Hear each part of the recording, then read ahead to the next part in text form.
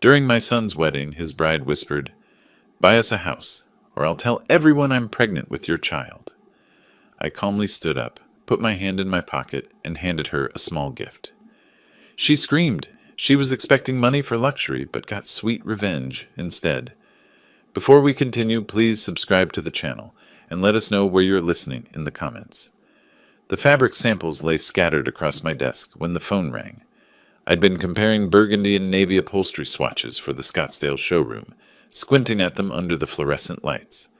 Thursday afternoon, the kind of quiet February day where business hums along without crisis. "Dad, Dad, are you sitting down?" Kevin's voice hit me like electricity. My son didn't call during work hours unless something had happened. "What's wrong?" I straightened in my chair, already running through possibilities. Accident, job loss, health crisis. Nothing's wrong. Everything's perfect. His words tumbled over each other, breathless. "Jessica's pregnant. We're getting married. 2 weeks from Saturday. I know it's fast, but when you know, right?" The samples slipped from my fingers. "Kevin." My son, who'd stumbled through 3 failed engagements in his 20s, who'd spent the last 5 years avoiding commitment entirely. Pregnant. Married. "Kevin, that's—" I searched for words that felt genuine. "That's wonderful. I'm happy for you. I want you to meet her properly. Tonight, maybe. Can we come for dinner?" I glanced at my watch. 3:15. "Absolutely. 7 o'clock?" After he hung up, I sat back in my leather chair and stared at the ceiling tiles. Kevin hadn't mentioned Jessica before last month. Now she was pregnant, and they were planning a wedding. The timeline felt compressed, rushed, but maybe that was just my old-fashioned sensibility. My late wife Anne and I had dated for 3 years before marrying. Different generation, different rules. I wanted this to work for him. I wanted it badly. The market on Camelback had decent steaks. I selected 2 ribeyes and a New York strip, grabbed asparagus and baby potatoes. Wine, I chose a Napa Cabernet, nothing too expensive but respectable.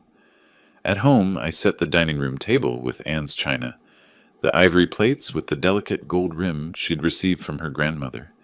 If Kevin was starting a family, this moment deserved acknowledgement. Tradition mattered. They arrived exactly at 7. Kevin came through the door with that nervous energy I remembered from his childhood piano recitals, practically vibrating. The woman beside him moved differently. Smooth, controlled, her heels clicking against my tile entryway with purpose. "Dad, this is Jessica." She was striking. Dark hair pulled back in a sleek ponytail, designer dress that probably cost more than my monthly utility bill. Her handshake was firm, almost aggressive, and her smile stayed fixed on her mouth without reaching her eyes. "Charles, Kevin talks about you constantly." Her gaze swept past me, cataloging the living room, the furniture, the art on the walls. "What a lovely home." "Thank you. Please come in. Dinner's almost ready." Kevin hovered beside her like a satellite, watching her reactions. I led them to the dining room, where Jessica's attention immediately locked onto the china cabinet. "Interesting pieces. Are these antiques?" She moved closer to the cabinet, phone already in her hand. "Do you mind if I take a few photos? I love vintage design." Before I could answer, she was snapping pictures of the credenza, the grandfather clock in the corner, the cabinet itself. Kevin jumped in. "Jess is really into interior design. She's got amazing taste." "I'm sure she does." I headed to the kitchen, grateful for the excuse to move.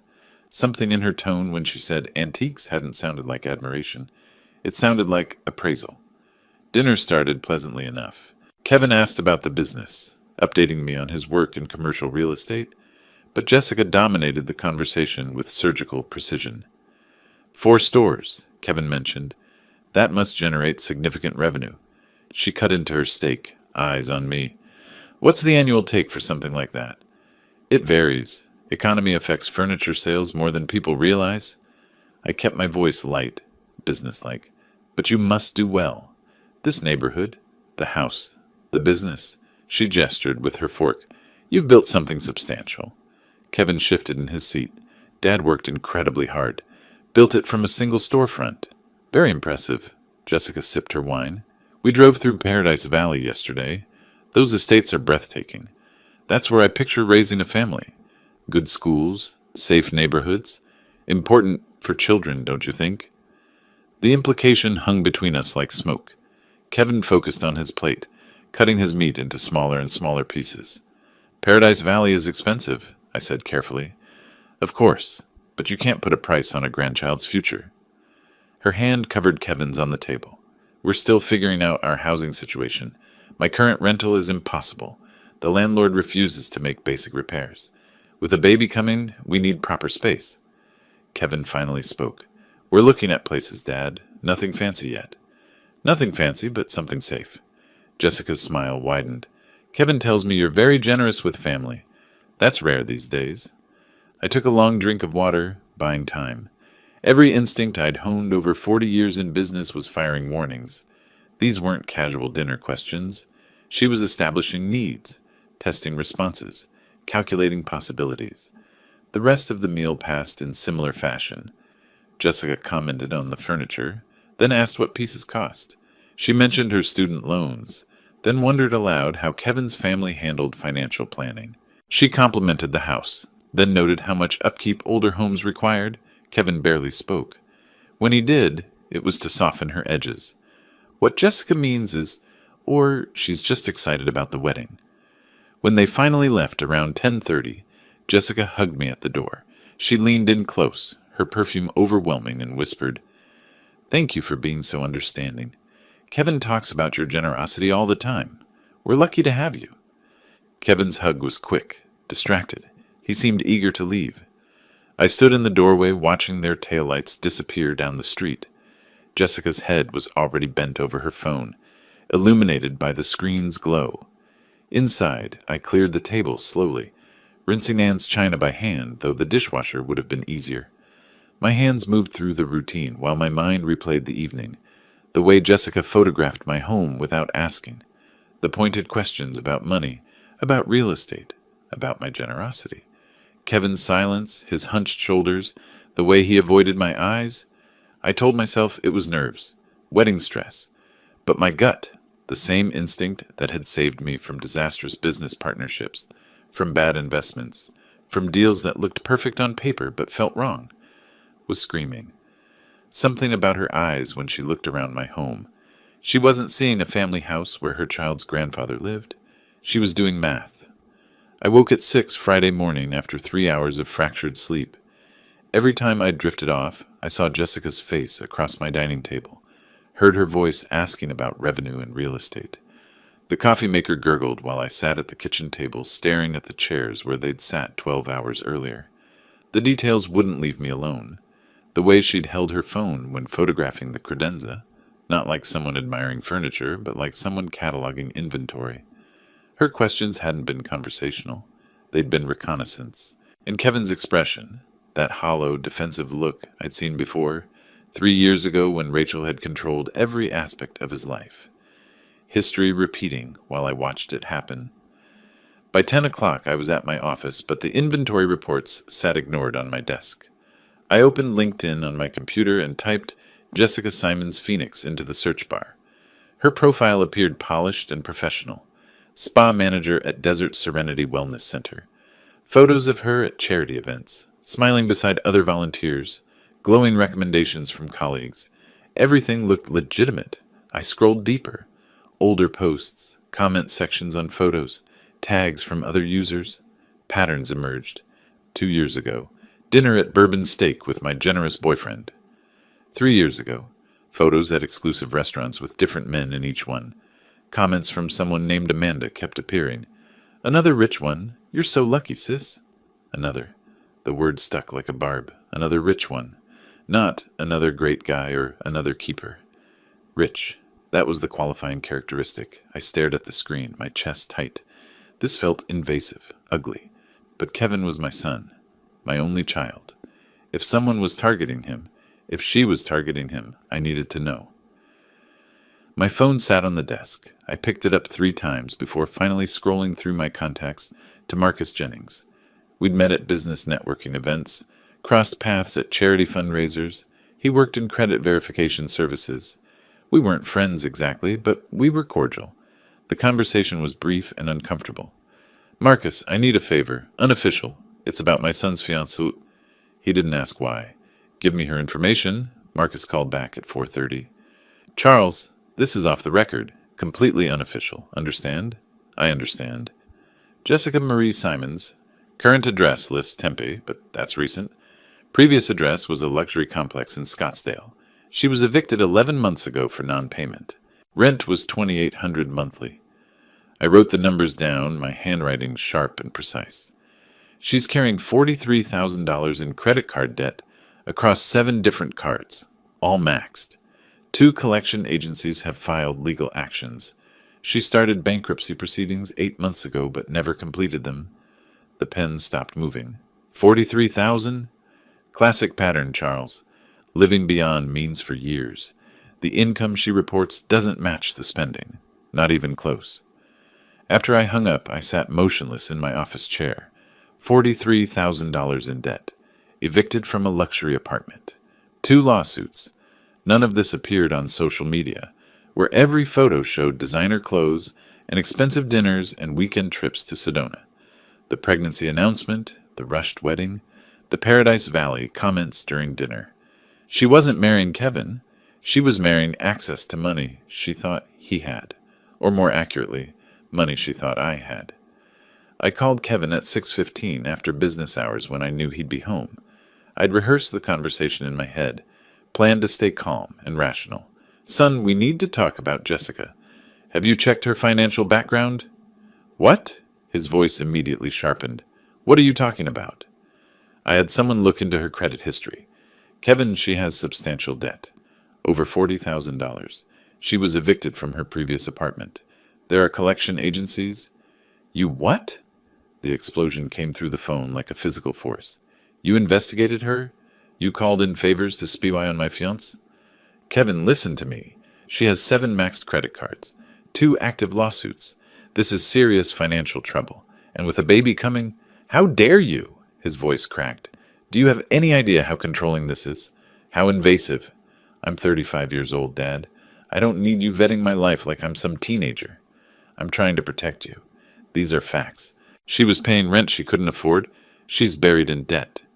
You can't stand seeing me happy. You never approved of anyone I dated. Rachel, Michelle, Sarah. You found problems with all of them. This isn't about approval. I kept my voice level, fighting to stay calm. This is about a woman with a pattern of financial irresponsibility who suddenly appears pregnant and wants to get married in 2 weeks. Kevin, please, just think about the timeline. You just can't stand the thought of me being happy with someone you didn't choose. His words came out ragged, wounded. You never could. I should have known you'd find a way to ruin this. Kevin, don't call me again. The line went dead. I sat there with the phone in my hand, staring at the darkened screen. Outside my office window, the Phoenix sunset painted the sky, orange and purple, beautiful and meaningless. I pulled up Jessica's Instagram again on my computer.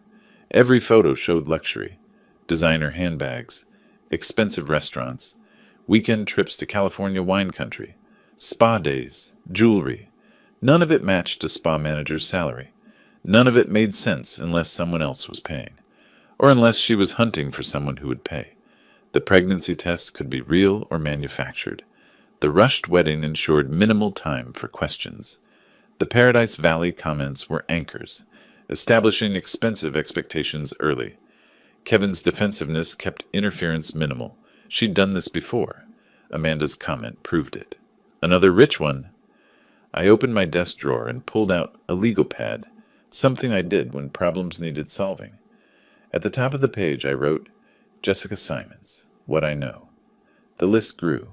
Debt amounts, eviction date, the timing of her relationship with Kevin, every pointed question from last night's dinner. When I finished, 3 pages were covered in notes. Kevin wouldn't listen. That was clear. He'd chosen his side, and it wasn't mine. Which meant I had 2 weeks before the wedding. 2 weeks to find proof she was targeting him. 2 weeks to stop this before she destroyed my son. I clicked back to her Instagram, studying each photo with new eyes. Somewhere in this carefully curated performance was the truth. Somewhere was evidence. I just had to find it. A week had passed since Kevin hung up on me. 7 days of silence that felt like months. I'd left voicemails, 8 of them. The first 2 were calm, rational explanations of the credit report, By the fourth, I was pleading. By the seventh, I stopped trying to sound composed. None were returned. Thursday afternoon, I drove past Kevin's apartment in Tempe. Jessica's white BMW sat in his parking spot like a territorial marker. I circled the block twice before forcing myself to leave. Marcus called Wednesday with more information, his voice reluctant. Charles, I shouldn't tell you this, but Kevin maxed out his savings account. $47,000. Gone. For the wedding? That's not all. He took out a personal loan. $35,000 at 18% interest. Just for the reception venue. I sat in my office holding the phone long after Marcus hung up. $82,000. Kevin's entire safety net, plus debt that would take years to clear, for a wedding that would last 4 hours. The invitation arrived in Saturday's mail. Heavy cardstock, embossed lettering, my name in elegant script. The Phoenician Resort, Scottsdale. Ceremony at noon, February 22nd. I searched the venue online. Their wedding packages started at $80,000. Premium upgrades, the kind Jessica would demand, pushed costs well past 6 figures. The math wouldn't work. Kevin's salary, his savings, the loan, none of it covered what I was seeing. Someone had guaranteed additional expenses. Monday morning, I called the resort's events coordinator, my voice casual.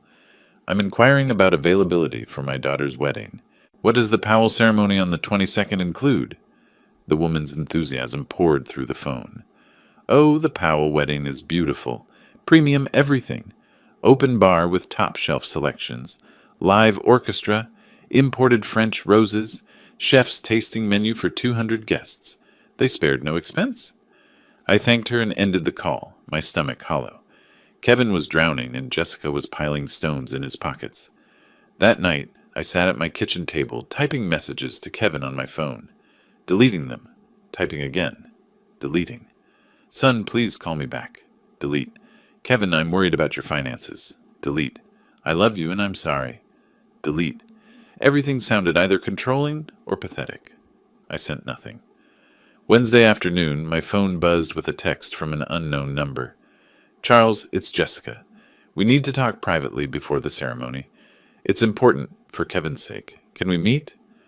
I stared at the message for 10 minutes, reading it over and over. She was making a move, but toward what? My instinct, the same sense that had kept me from ruinous business deals for 40 years, screamed that this was negotiation, not reconciliation. I typed, when and where? Her response came within seconds. Tomorrow evening, your house? Kevin thinks I'm at my bachelorette dinner. 7 p.m.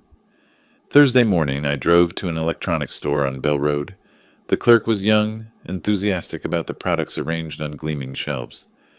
I need a recording device for business meetings, I told him. He showed me a unit the size of a USB drive.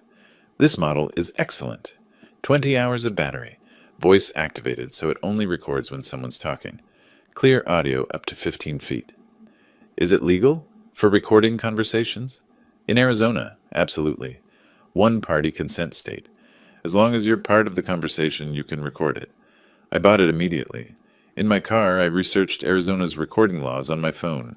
The clerk was right. One-party consent.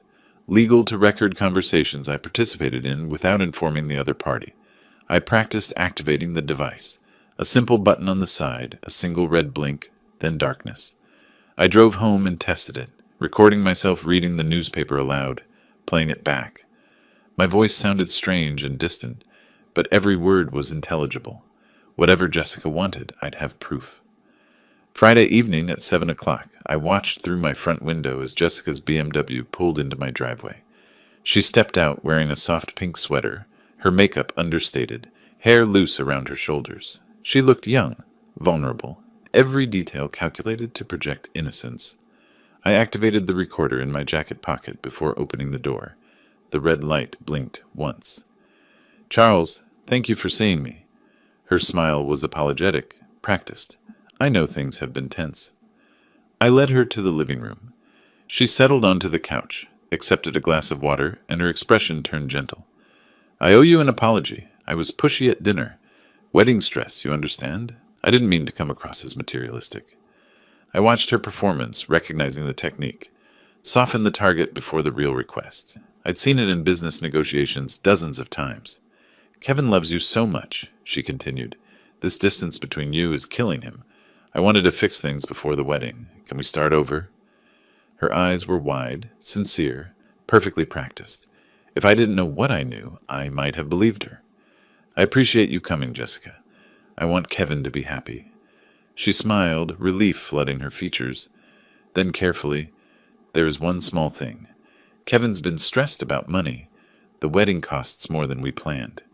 She paused, letting silence do its work. I said nothing.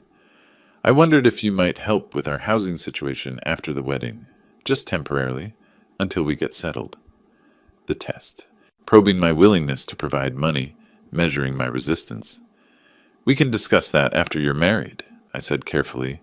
Let's focus on the wedding first. Her smile tightened. Not the answer she wanted, but she nodded and left 15 minutes later. After her taillights disappeared down the street, I sat in my darkened living room and played back the recording. Her voice emerged crystal clear, every inflection captured. Tomorrow was the wedding. Whatever Jessica really wanted, she'd ask for it then, and I'd be ready. Saturday morning arrived cold and bright. I'd slept 3 hours, spent the rest pacing my bedroom, running through scenarios. None prepared me for what was coming. The Phoenician resort spread across the base of Camelback Mountain like a palace.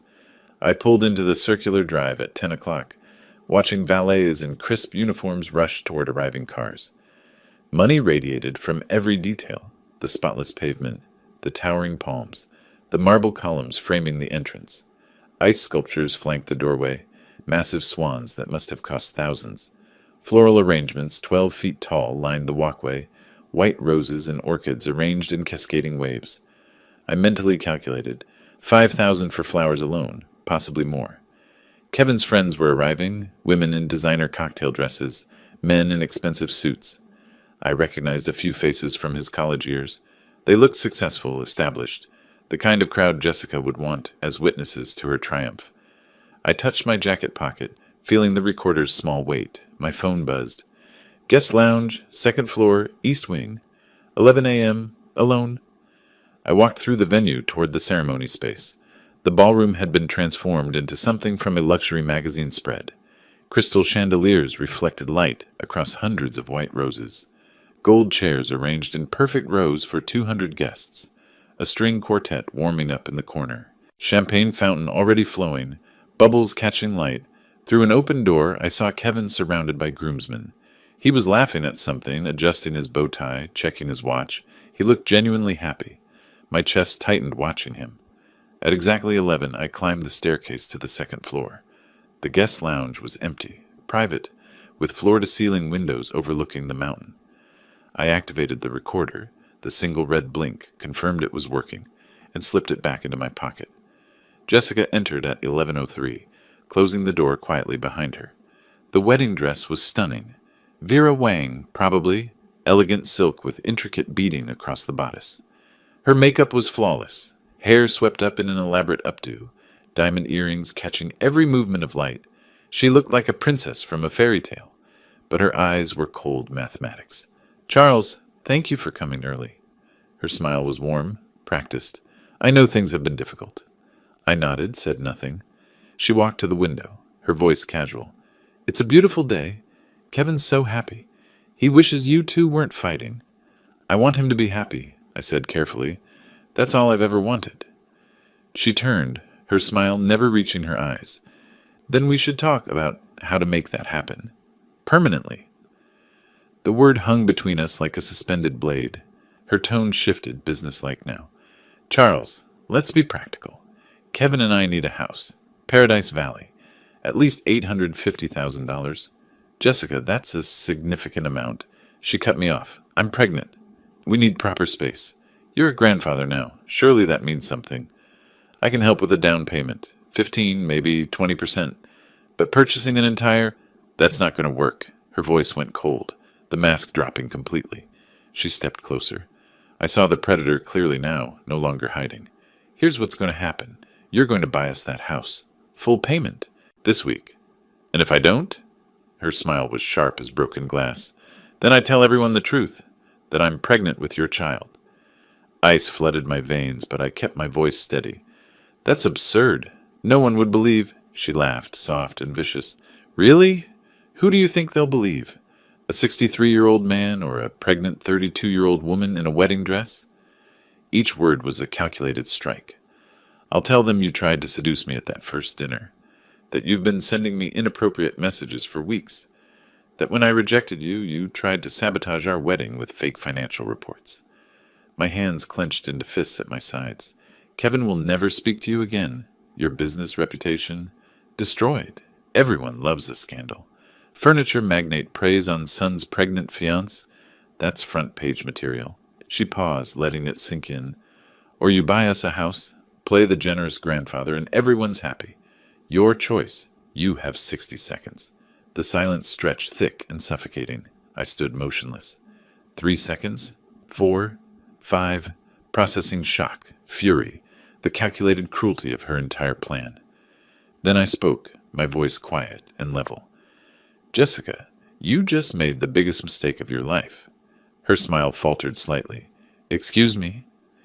I reached into my pocket and pulled out the small recording device, held it up. The red recording light blinked steadily. Jessica's face drained of color, white as her wedding dress. What is that? Every word, from the moment you walked in. She lunged forward, grabbing for the device, her voice rising to a shriek. Give me that! You can't! That's illegal! I pulled back, stepped toward the door. Arizona is a one-party consent state, completely legal. You recorded me? You set me up? I opened the door. Jessica followed, still grabbing at my arm, her composure shattered. I walked quickly down the stairs toward the ceremony hall. Her screams followed me. Charles, wait! Please! We can work this out. I didn't mean... Guests in the foyer turned, staring. I didn't stop. I entered the ballroom and walked straight to the sound technician near the string quartet. Connect this to your system. Play it now. The technician looked confused. Sir, the ceremony's about to... Do it. Now. Jessica rushed in behind me, mascara starting to run, face twisted with panic. Kevin appeared from the groom's room, his expression confused. Dad? What's happening? The recording began. Jessica's voice filled the ballroom through crystal-clear speakers. Charles, let's be practical. Kevin and I need a house. Every guest froze. 200 people locked in horrified silence. The recording continued. Her pregnancy threat, the seduction accusation, the blackmail demand, every word captured with perfect clarity. Kevin stood paralyzed, his face cycling through confusion, disbelief, recognition, horror. When the recording ended, silence blanketed the room like sudden snow. Jessica stumbled backward, words failing, excuses dying on her lips. Kevin stared at his bride, then at me, then back at Jessica. His voice broke. Tell me he faked that. Tell me this isn't real. Jessica opened her mouth, but no convincing lie emerged. I watched my son's face crack open, watched the illusion he'd built shatter into pieces. The wedding was over before it began. The recording's final words faded into crushing silence. I watched Kevin's face cycle through emotions like channels flipping on a television, confusion, denial, desperate hope that somehow this was fake, that his father had manufactured evidence to destroy his happiness. Jessica broke the silence first, her voice rising toward hysteria. He edited that. He manipulated the audio. Charles, how could you do this? Kevin turned to me, his eyes pleading. Dad, tell me you faked it. Please.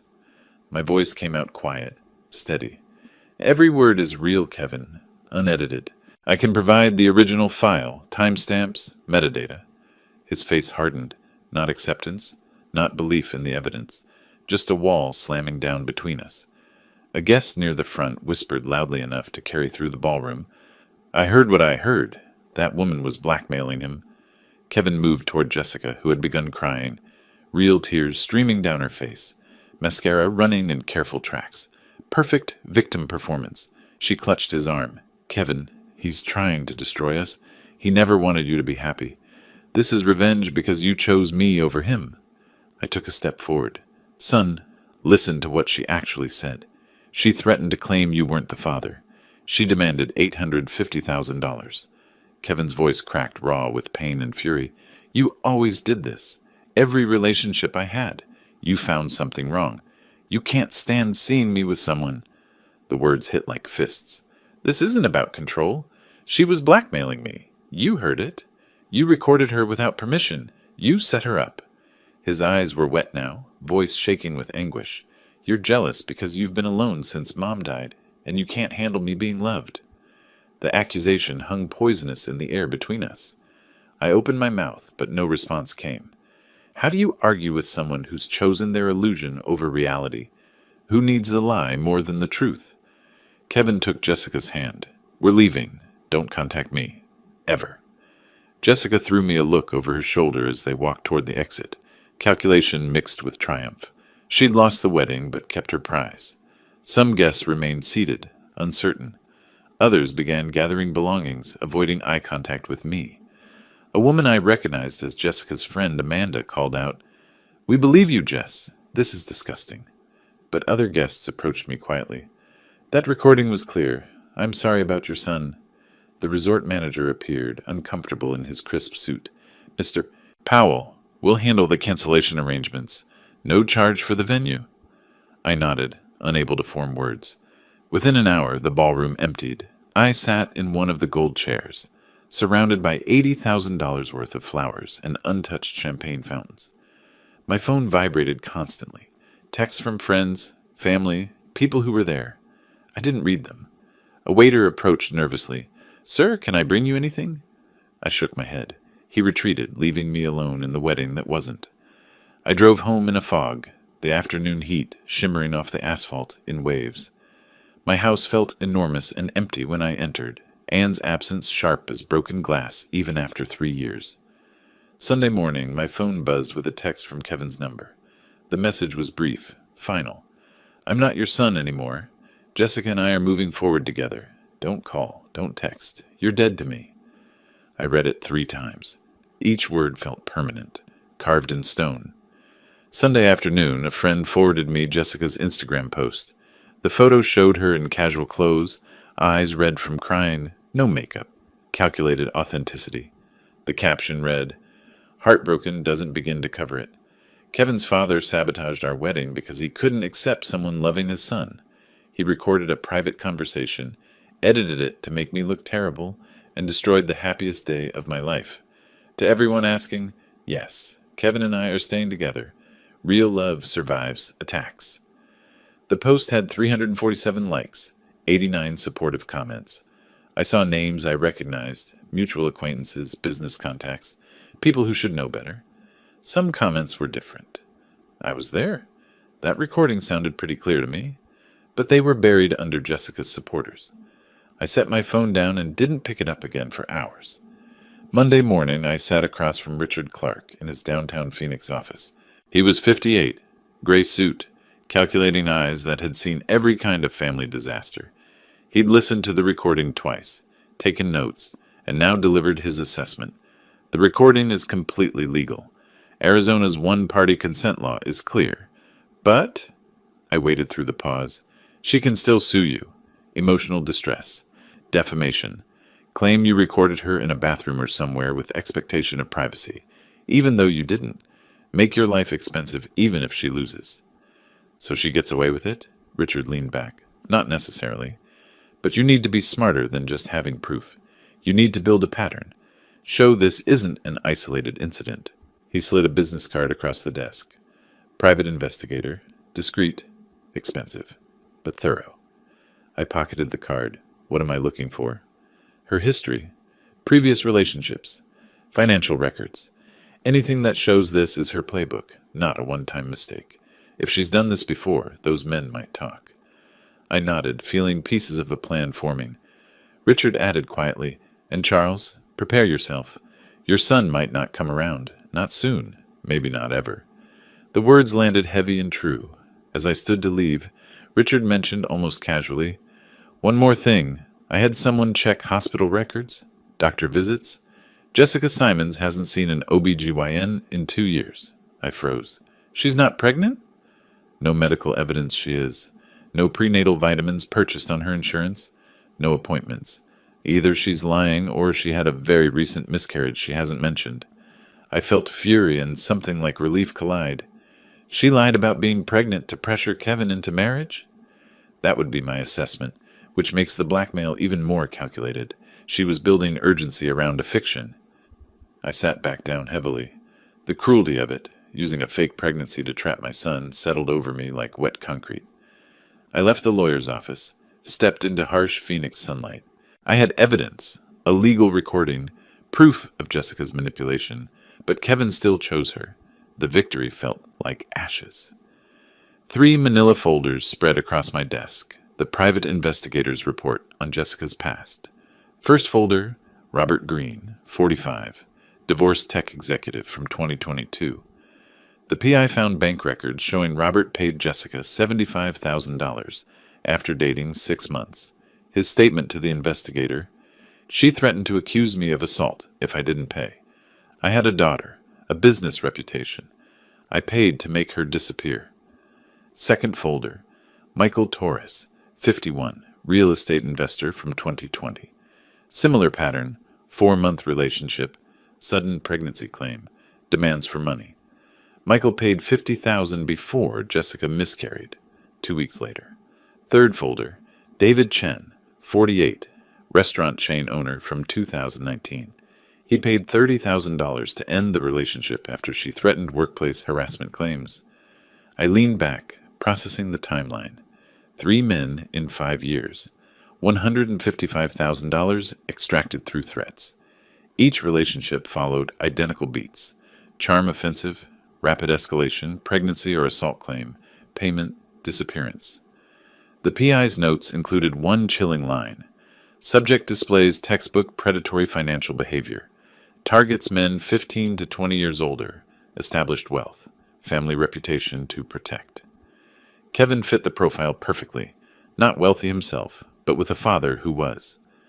I felt sick recognizing how calculated it had been. Jessica hadn't fallen for Kevin. She'd researched him like a business investment. Wednesday afternoon, I was at my flagship furniture store reviewing inventory when my assistant approached. "Someone here to see you. Says it's personal." A woman stood near the entrance. Early 60s, gray hair and a neat bob, wearing simple slacks and a cardigan. A library book tucked under her arm. Her face was tired, kind with Jessica's cheekbones, but none of her hardness. She extended her hand. "Mr. Powell, I'm Barbara Collins, Jessica's mother. Could we speak privately?" My first instinct was suspicion. Another manipulation? But her eyes were direct, sad, genuine. I led her to my office and closed the door. Barbara sat, took a breath. "I owe you an apology, and possibly an explanation." She spoke carefully, like each word cost something. "I saw what happened at the wedding. A friend sent me the video someone posted online." I winced. I hadn't known there was video. I've watched my daughter manipulate people since she was 16. Boyfriends, employers, even me. She stole $12,000 from my savings 3 years ago. I reported it to police, then dropped charges when she cried and promised to change. Her voice didn't waver. "She's done this before. Other men. I didn't know the details, but I knew the pattern. She'd date someone wealthy. The relationship would end abruptly. Suddenly she'd have new furniture, a new car, expensive trips." "Why are you telling me this?" I asked. Barbara met my eyes. "Because you tried to protect your son and he rejected you for it. I know that pain. Jessica pushed me away years ago. The only time she contacts me is when she needs money or an alibi." She paused. "And because she's planning something else. I saw her text conversation with her sister Amanda." I sat forward. "What kind of conversation?" Barbara pulled out her phone, opened screenshots. "Amanda left her phone at my house last month. I looked. I know it's wrong, but I needed to know what Jessica was doing." She handed me the phone. The text thread between Jessica and Amanda read like a criminal blueprint. "Jessica, Kevin's broke now, but his dad's loaded. The recording is a problem, but I can work around it. Get Kevin to sue Charles for emotional damages. Split whatever we win." Amanda: "You think Kevin will sue his own dad?" Jessica: "He'll do whatever I tell him. He's already isolated from everyone but me. Give it 2 months, then I'll suggest he deserves compensation for childhood trauma or something. Make it about therapy costs." I read it twice, feeling cold fury build. I looked up at Barbara. "You're giving this to me. Why?" Her voice was quiet. "Because I failed as a mother somewhere. I don't know where or when, but I created this. and I can't watch her destroy more lives. This is your daughter. Yes, and I love her, but I also know she won't stop unless someone stops her. You have resources to fight back. Kevin's in danger, even if he doesn't see it yet. She added, there's more.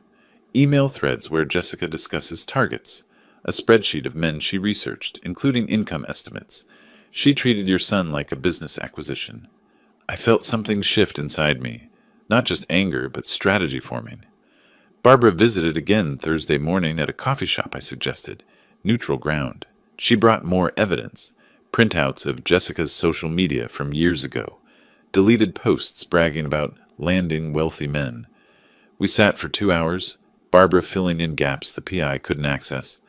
I found myself talking about Kevin's childhood, my late wife, how hard I tried after she died. Barbara listened, shared her own story. Husband left when Jessica was 10. She raised both daughters alone on a librarian's salary. Jessica always wanted what we couldn't afford, Barbara said. I thought it was normal kid stuff.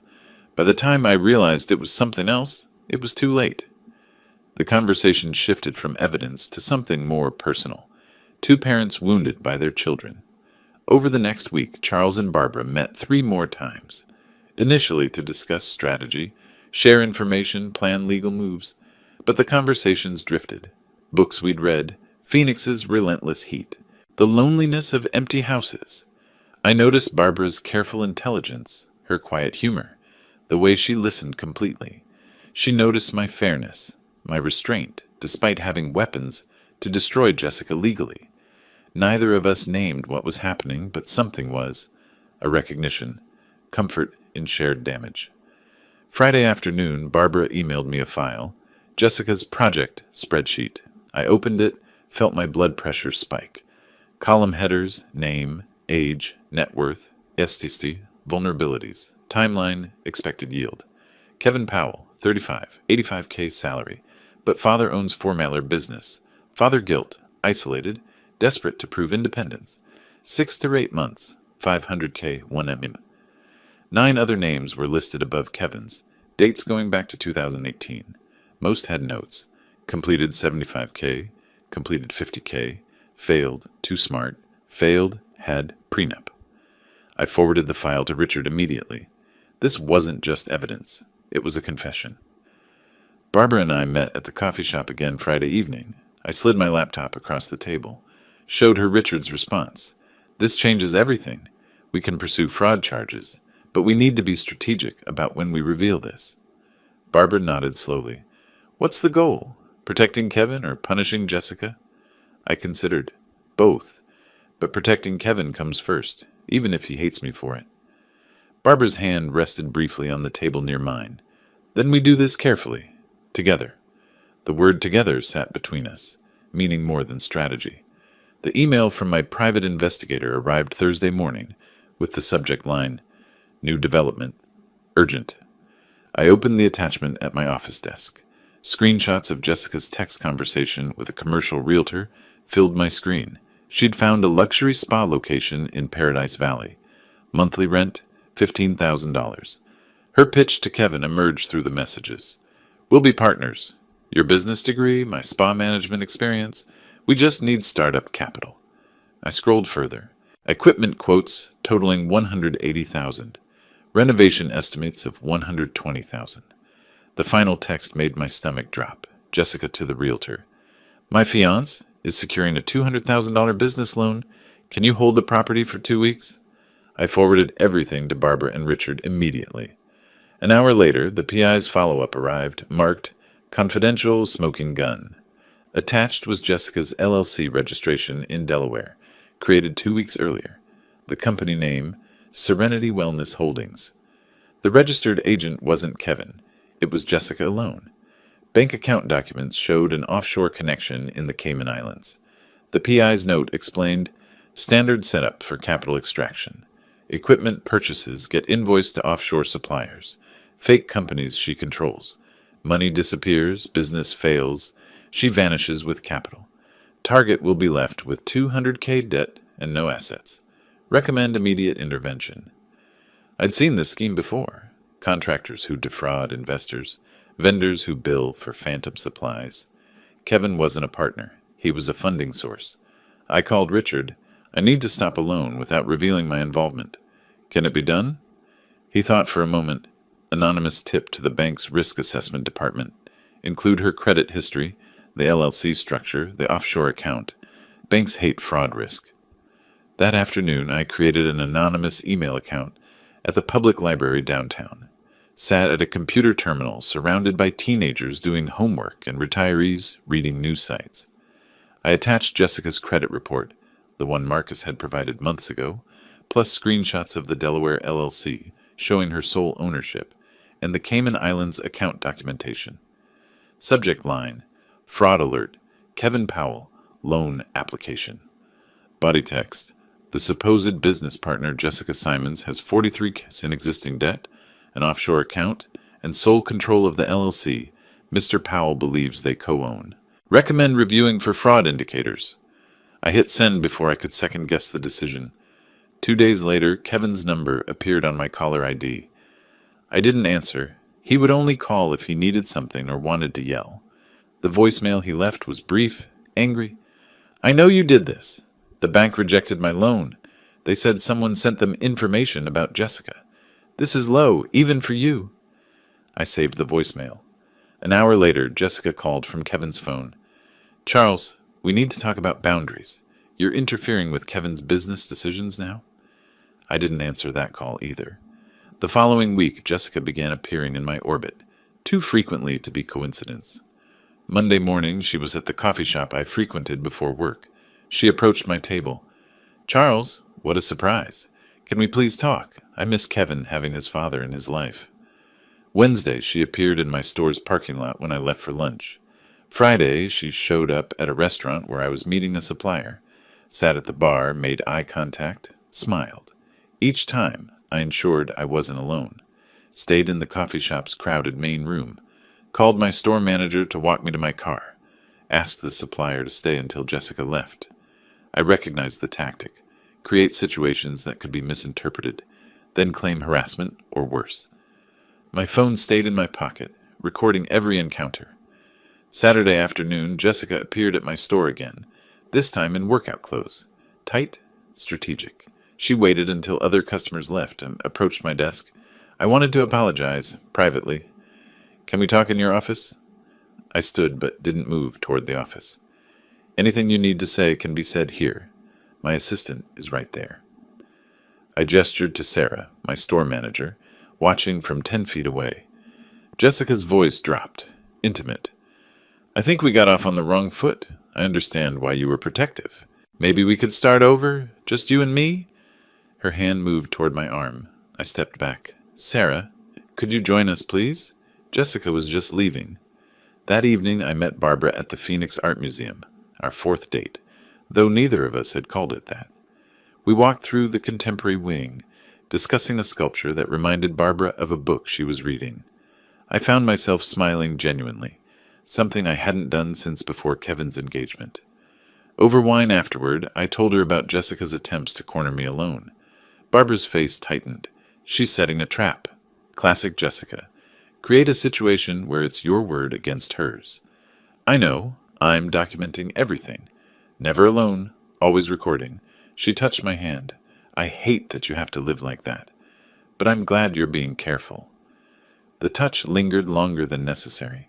Both of us noticed. Neither pulled away. Over the next 2 weeks, Barbara and I fell into a rhythm.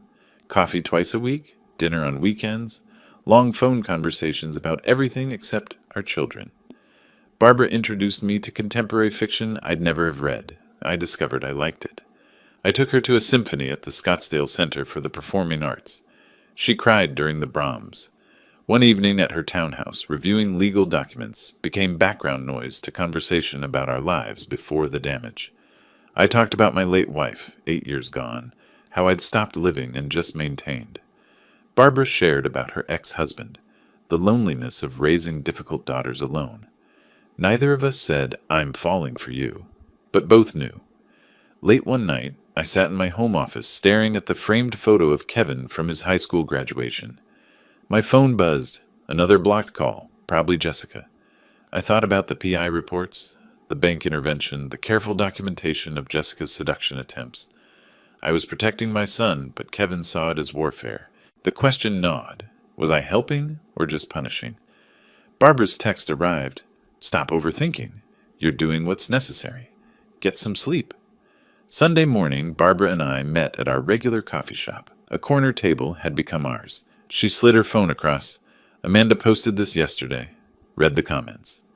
The Instagram post showed Jessica and Kevin apartment hunting. Caption, New beginnings despite obstacles. Comments from Jessica's friends. Your future FIL is crazy. Can't believe he's still harassing you. Have you considered a restraining order? I felt public opinion shifting against me. Barbara, she's building a narrative, preparing for something bigger than seduction attempts. I met her eyes. Let her come. Richard has everything documented. We're ready. The certified mail arrived at 9 a.m. on a Tuesday. I signed for it in my driveway, recognized the law firm letterhead immediately. Civil complaint, Jessica Simons and Kevin Powell versus Charles Powell. I read standing there, April sun already hot on my shoulders.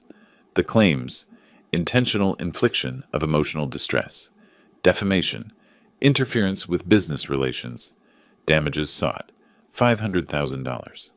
The narrative Jessica's lawyers constructed was polished. Defendant, motivated by jealousy and desire to control his adult son, fabricated audio recordings, sabotaged business opportunities, and publicly humiliated plaintiffs at their wedding ceremony. I read it twice, feeling cold fury build. That afternoon, I sat across from Richard in his downtown office. He'd already reviewed the complaint, made notes in red ink across every page. This is aggressive but sloppy, he said, tapping paragraph 3. They're claiming the recording was fabricated. We have metadata, timestamps, audio forensic analysis proving authenticity. He flipped to page 5. They claim you sabotaged business opportunities. They'd have to prove you were involved in the bank's decision. Anonymous tip means no proof. Can they win? Richard leaned back. Win? No. Make it expensive and painful? Absolutely. Discovery will be invasive. Depositions, financial records, witnesses. Jessica's betting you'll settle to avoid the hassle. Not happening. Richard smiled. Sharp. Good. Because I've been preparing our counterclaim. Fraud, attempted extortion, blackmail. We have her previous victims willing to testify. The offshore account. Barbara's evidence. When we're done, Jessica won't be able to run this scheme again. I learned through a mutual business contact that Kevin had been fired. Not quit, despite what Jessica's Facebook post claimed. Mark called me reluctantly. Thought you should know. Kevin's been missing deadlines, arguing with everyone. Finally went off on his supervisor last week. They let him go. I tried to process this. Kevin loved that job. Worked there 7 years. Mark continued. He's not himself, Charles. Looks exhausted, lost weight. Whatever's happening with that woman, it's destroying him. I hung up and immediately wrote an email. Son, I heard about your job. Please talk to me. Whatever you need, I'm here. This lawsuit doesn't change that I love you. I sent it to Kevin's personal email, his work email, his phone via text. All bounced back or went unread. Jessica had blocked every channel of communication. Over the next 2 weeks, I wrote physical letters, handwritten on quality paper, each one different, apologizing for the wedding confrontation's public nature while defending the necessity, explaining the evidence I'd found, offering to help financially without conditions, reminiscing about our past together. I mailed them to Kevin's old apartment address.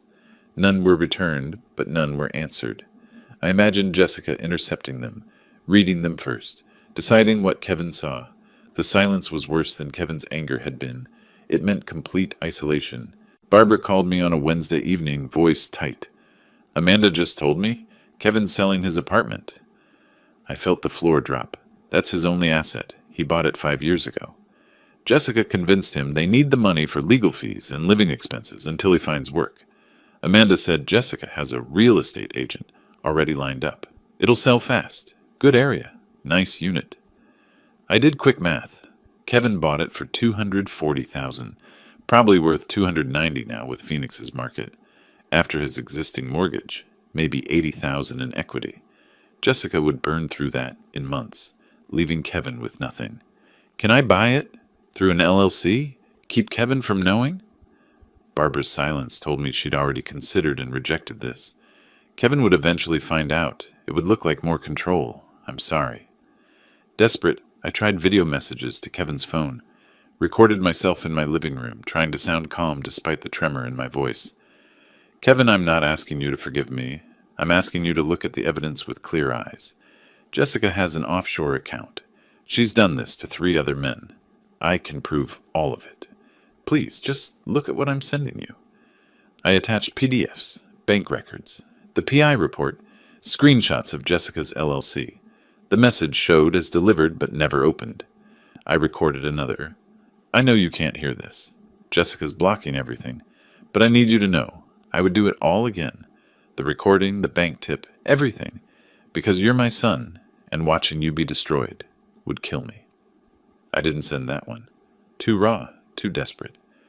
Late April evening, I sat in my home office surrounded by legal documents and evidence files. My phone showed the lawsuit timeline. Discovery starts in 3 weeks, depositions in 6. Kevin's life was imploding. No job, selling his apartment, drowning in debt, isolated from everyone except his manipulator. My intervention was supposed to protect Kevin. Instead, Kevin was worse off than before, and blamed me for all of it. The question that had haunted me since February surfaced with new force. What if I'm wrong? Not about Jessica. The evidence was overwhelming. But about the method, the public confrontation, the ongoing interference. Maybe some lessons can't be taught, only learned through pain. I drove to Barbara's townhouse without calling ahead. She opened the door, saw my face, and pulled me inside without questions. We sat on her couch, her hand in mine, while I voiced the doubts. Kevin's life is falling apart. Maybe if I'd handled the wedding differently. Private conversation instead of public recording. Maybe if I'd let him take the loan. Learn the hard way when Jessica disappeared. Barbara listened completely before responding. Jessica destroyed 3 other men's lives before Kevin. You had proof she was blackmailing you. What were your options? Pay her. Let her keep extracting money? But Kevin made his choices, she said firmly. You gave him information. He rejected it. You can't protect someone from themselves forever. She cut my face. You're not cruel. You're not vindictive. You're a father watching his son make terrible decisions and doing the only thing you can. Building a record so when Kevin finally opens his eyes, there's proof. The truth doesn't stop being true because it's painful. I leaned into her touch, feeling something loosen in my chest. That weekend, I met with Richard to finalize the legal response. He had prepared 2 versions, defensive and aggressive. Defensive keeps things quiet, Richard explained. Aggressive makes this very public, very ugly. Jessica's previous victims would testify. Her financial schemes get exposed in detail. But Kevin's name is attached to the lawsuit. He'd be dragged through it all. I stared at both documents. My son's signature was on the complaint against me. But my son was also a victim, manipulated into attacking his own father. I chose the aggressive option. Kevin needs to see the full truth, even if he hates me for it. Late that night, Barbara and I walked through her neighborhood, the desert air finally cooling. When this is over, the lawsuit, the exposure, everything, Kevin still might not forgive you, she said. I know. Can you live with that? I thought about the past 3 months, discovering Jessica's scheme, the wedding confrontation, losing Kevin, finding Barbara. My answer surprised me. Yes, because I'll know I did everything possible to save him, even if he never sees it that way. The Maricopa County Superior Court building rose from downtown Phoenix like a monument to order, all glass and concrete fighting the June heat. I sat at the polished defense table beside Richard, watching Jessica's lawyer arrange papers with practiced confidence. Judge Morrison presided, mid-50s, sharp eyes, a reputation for demolishing frivolous lawsuits. Jessica's attorney, Davis, delivered his opening statement with theatrical flair. Charles Powell, jealous father, controlling manipulator, destroyed his son's happiness from pure spite. Kevin sat in the gallery behind Jessica, wearing an ill-fitting suit. He'd lost weight. His face was pale, unreadable. Barbara sat alone 3 rows back. Our eyes met briefly. She nodded encouragement. Richard waited beside me with predatory patience. yellow legal pad covered in notes, 3 evidence boxes stacked at his feet. Jessica took the stand, swearing oath with practiced sincerity. Her lawyer guided her through the narrative. She'd fallen in love with Kevin, was excited to join his family, but Charles had been hostile from their first meeting. He questioned my finances, investigated my background without permission, then recorded a private conversation where I was joking, poorly I admit, about needing a house. Her voice trembled perfectly. He played that recording at our wedding in front of 200 people. It destroyed everything. Kevin lost his job from the stress. We lost our savings. All because Charles couldn't accept someone loving his son. She dabbed her eyes with tissue. Richard didn't cross-examine aggressively. He asked 3 questions. Ms. Simons, how many men have you dated in the past 5 years who were significantly older and financially established? Jessica hesitated. I don't see how that's relevant. Richard smiled. Your Honor, it will become very relevant. Richard began methodically. Your Honor, this isn't about a father's jealousy. It's about a documented predator who has run this identical scheme on at least 3 previous victims. He presented the audio forensic analysis first. Expert testimony via deposition confirming the wedding recording was authentic, unedited, with verified timestamps and metadata. Jessica's lawyer objected repeatedly. Judge Morrison overruled each time. I'll hear the evidence, counselor. Next came Jessica's financial history. The credit report showing $43,000 in debt, the eviction, the collection lawsuits, then the Delaware LLC registration for Serenity Wellness Holdings, Jessica's name only, despite telling Kevin they'd be partners. The offshore Cayman Islands account, opened 3 weeks before the spa proposal. Bank statements showing the spa business plan was a shell for extracting Kevin's loan. Richard's presentation was surgical, each document building on the last. Kevin shifted in his seat, face growing paler with each revelation. The defense calls Robert Green. A man in his mid-40s entered, expensive suit, graying at temples, successful but carrying visible shame. He swore in, sat, wouldn't look at Jessica.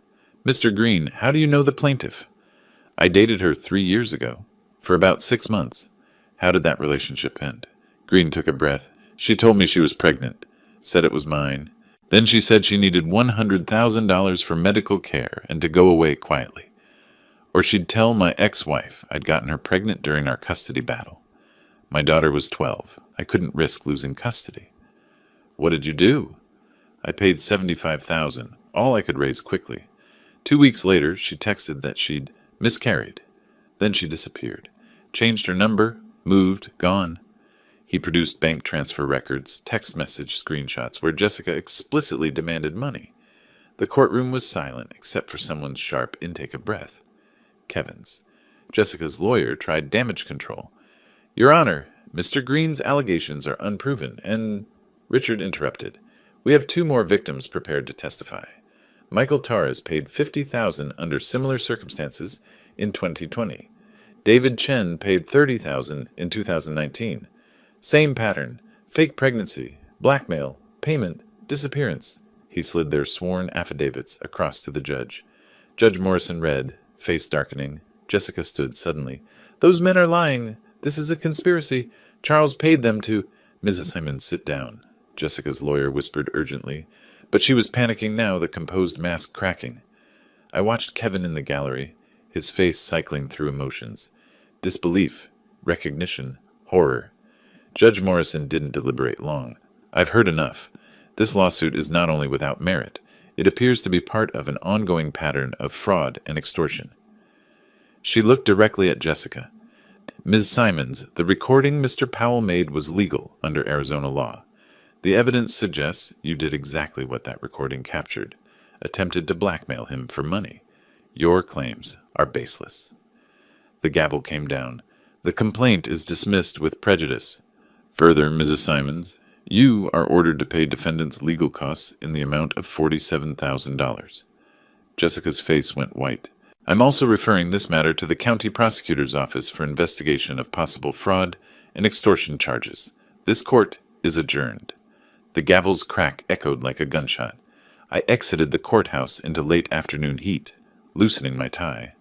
Richard was triumphant. That went better than expected.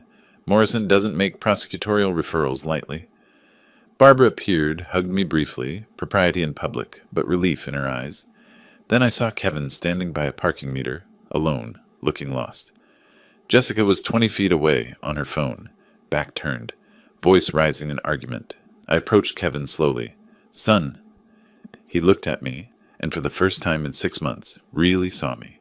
"Dad, those men, what they said." His voice broke, and I recognized the sound, his certainty shattering. "I know. I'm sorry you had to hear it that way, but you needed to hear it." Kevin's next words came hoarse. "The offshore account, the fake pregnancy, was any of it real?" I wanted to comfort him with lies, but chose truth. "I don't think so, Kevin. The PI found evidence she researched you before you even met. Your income, my business, everything. She chose you deliberately." Kevin sagged against the parking meter. "I quit my job for her, sold my apartment, sued my own father." I moved closer. "I know, and I still love you. That never changed." Kevin looked like he wanted to believe, but couldn't quite reach it yet. Jessica's voice cut across the parking lot. "Kevin, we're leaving. Now." Her tone was sharp, commanding. No more sweet manipulation, just control. Jessica strode over, grabbed Kevin's arm. "Don't listen to him. Your father paid those men to lie. It's all a setup. We can appeal. We can—" Kevin pulled his arm back slowly. First time I'd seen him resist her. "Jessica, they had bank records, text messages. That man was crying on the stand." Jessica's voice went syrupy.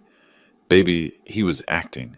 Your father is powerful. He has money. He can make people say anything. We have to stay together. You and me against the world, remember?" Kevin looked between her and me, mind visibly at war. I stayed silent. This had to be Kevin's choice. Finally, Kevin said quietly, "I need to think. I need space." Jessica's face hardened for one unguarded moment. Pure calculation, no love. Then the mask returned. "Of course, baby. Let's go home and talk. Just us."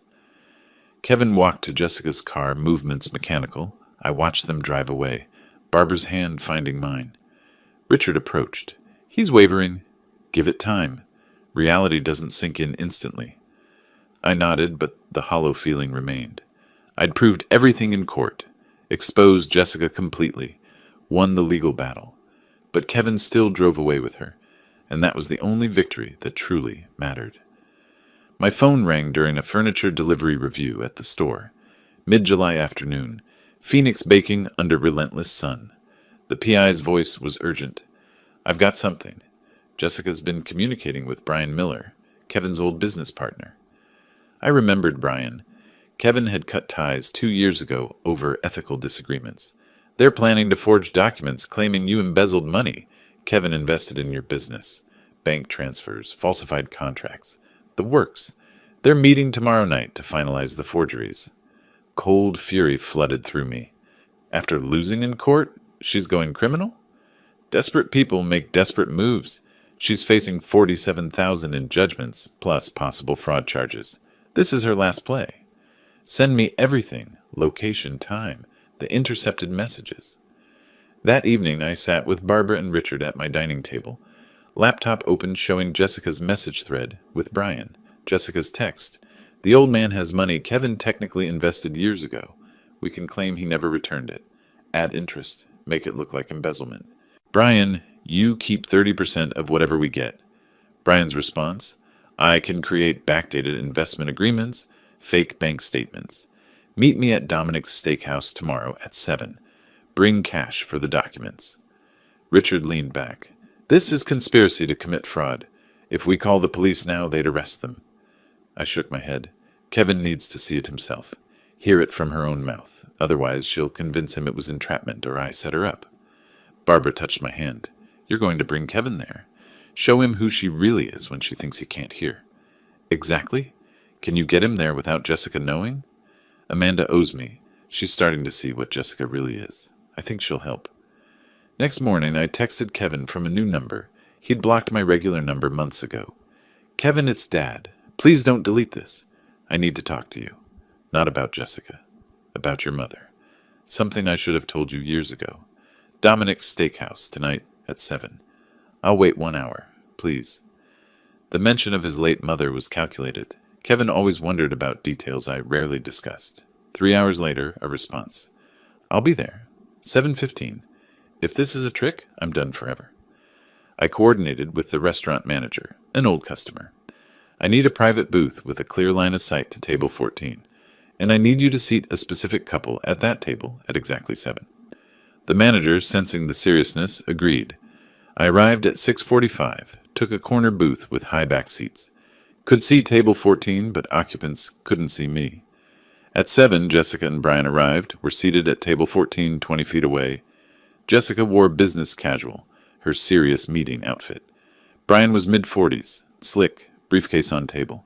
They ordered drinks. Then Brian pulled out folders. I've created everything. Investment contracts from 5 years ago showing Kevin put $85,000 into Powell Furniture. Letters requesting return of capital.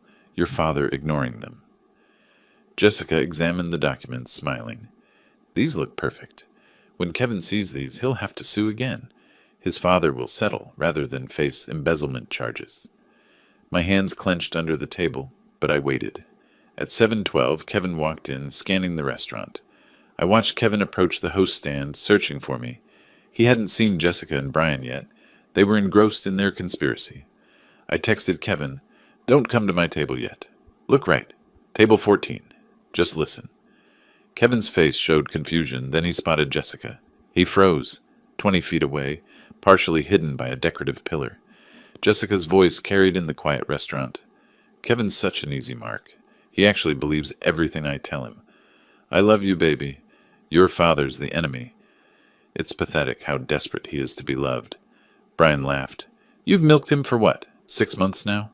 No job, no apartment, sold everything? Almost dry.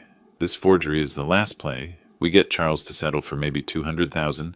I take my cut, pay off those court costs, and disappear. Kevin won't even know I'm gone until the lease on our apartment bounces. What about the kid? Still playing pregnant? Jessica's laugh was cold, empty. Please, there's never been a kid. That idiot believed it without even seeing a test. I watched Kevin's face from across the restaurant. It was the face of someone watching their entire world burn. Kevin's knees buckled slightly. He grabbed the pillar for support. Jessica continued, oblivious. The recording at the wedding was my only mistake. Should have checked for devices, but even after that disaster, Kevin stayed. They always stay longer than you expect. She took a sip of wine. Men like Kevin, desperate for validation, daddy issues, isolated, they're perfect targets. You just tell them what they want to hear and watch them hand over everything. Kevin turned, saw me in the corner booth. Our eyes met across the restaurant. Everything Jessica said, every lie, every manipulation, it was all visible in Kevin's expression. I nodded toward the exit. Kevin walked out, moving like a man underwater, and I followed. I found Kevin in the parking lot, leaning against a car, face in his hands. He wasn't crying, he was beyond tears, in that hollow space after catastrophic loss. I approached slowly. Son. Kevin's voice came muffled. You tried to tell me, at the wedding, after court, in every letter, I called you jealous, controlling, bitter. You were in love, or what you thought was love. She's very good at this. Kevin finally looked up. I sold my apartment, quit my job, sued my own father for someone who just called me an idiot, who was never pregnant, who was never anything real. I moved closer. You weren't blind, Kevin. You were manipulated by a professional. There's a difference. I lost everything. I have nothing. I am nothing. I pulled my son into a hug, first physical contact in 8 months. You have me. You've always had me. That never changed, not once. Kevin broke then, sobbing against my shoulder like he hadn't since childhood. I held him, feeling something fundamental shift back into place. Inside the restaurant, Jessica looked up to see police officers approaching. I'd called them before Kevin arrived, had them waiting. The forgery documents, the conspiracy on audio, the open warrant from the judge's fraud referral, it all converged. Jessica tried to run, but there was nowhere to go. Brian was arrested alongside her, both charged with conspiracy to commit fraud and forgery. By morning, Jessica had fled Phoenix on bail, skipping town in the $47,000 judgment. I didn't pursue her. She was out of Kevin's life, and that was the victory that mattered. August arrived with Phoenix monsoons washing the city clean. Kevin moved into my guest room temporarily, started therapy, began job hunting. The process was slow. Rebuilding a life takes longer than destroying one. But I watched my son gradually return.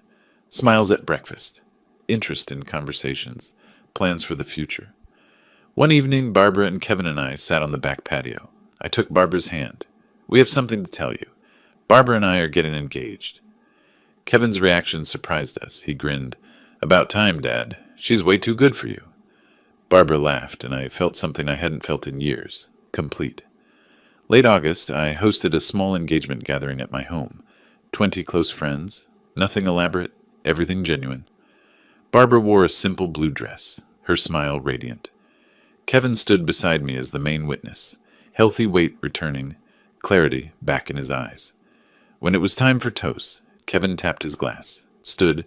"I need to say something. For months, I thought my father was the enemy. Controlling, jealous, trying to ruin my happiness." His voice steadied. "But the truth is, sometimes, the biggest act of love is saying no when everyone else says yes. It's standing between someone you love and danger, even when they hate you for it." Kevin looked at me.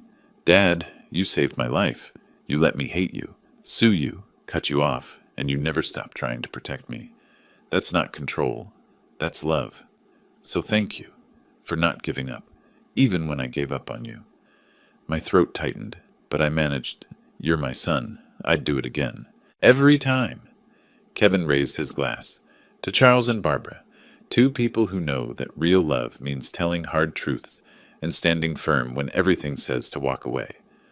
The small gathering applauded, glasses clinked, and I looked around. My son restored, a woman I loved beside me, a future built on ruins. The revenge wasn't destroying Jessica, it was this, saving Kevin and finding Barbara. That's the victory that matters. If you liked this story, please like this video, subscribe to the channel, and share your impressions of this story in the comments. To listen to the next story, click on the box on the left. Thank you for watching.